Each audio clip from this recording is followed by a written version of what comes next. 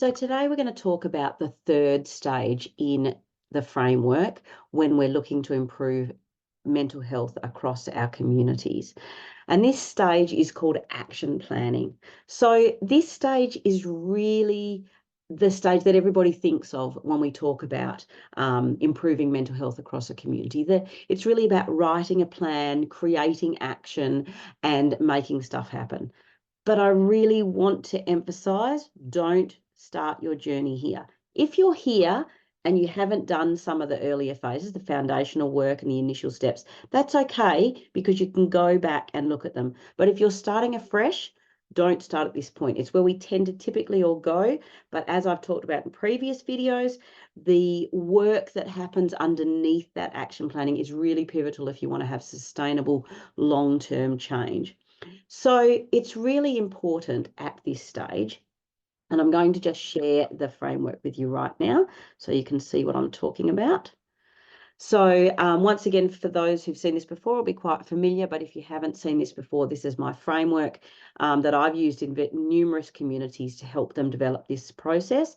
And we're today talking about the action planning phase, which is the third phase in the process. So at this phase, it's really important that we start by looking at the data we've collected. Now, if you've done the first and the second stage, you will have a plentiful amount of data that you've got. This will include purposely collected data. And if you know me, I do that in quite a creative way because I think data needs to be engaging and not dry, both for the collectors and the participants.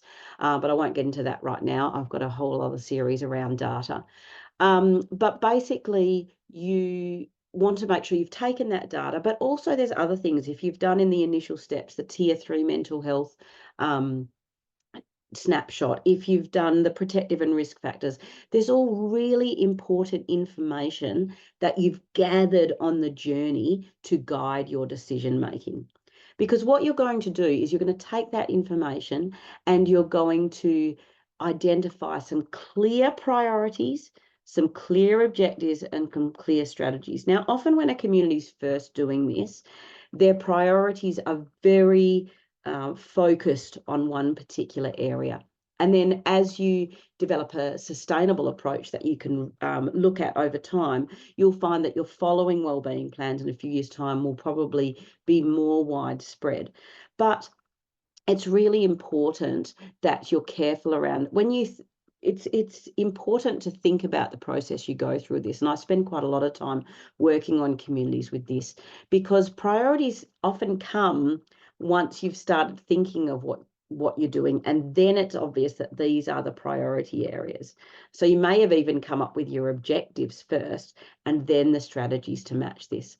I'm not going to go into too much depth on that now, but certainly follow my videos if you want to learn more about that, because there's a lot to be spoken about in that respect. So then once you've put together those aspects, you're really going to be pulling your plan together, identifying your resources and your funding that you're going to be able to do this.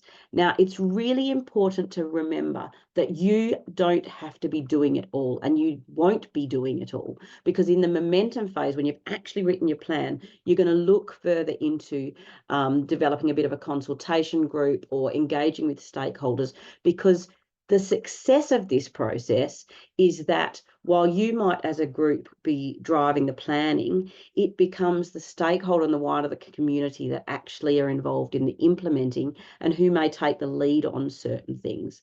So that's a really important aspect to remember. So look, that's a very quick overview of the action planning phase. It is very much the nuts and bolts section of the process, and certainly the one people tend to think of when they're thinking about community wellbeing. But to be honest, it's actually quite an easy process if you do your foundational and initial steps effectively well.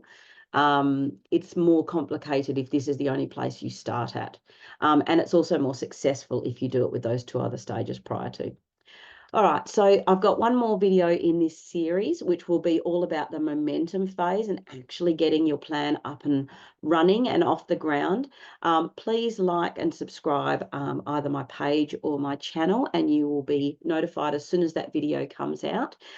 If you are very keen to you don't really want to watch anymore, you want to get actioning straight away, I will include a link below this to a planning page I have all about what's involved and how you can involve me if that's what you want, and other resources that you can access for free to help you on the journey.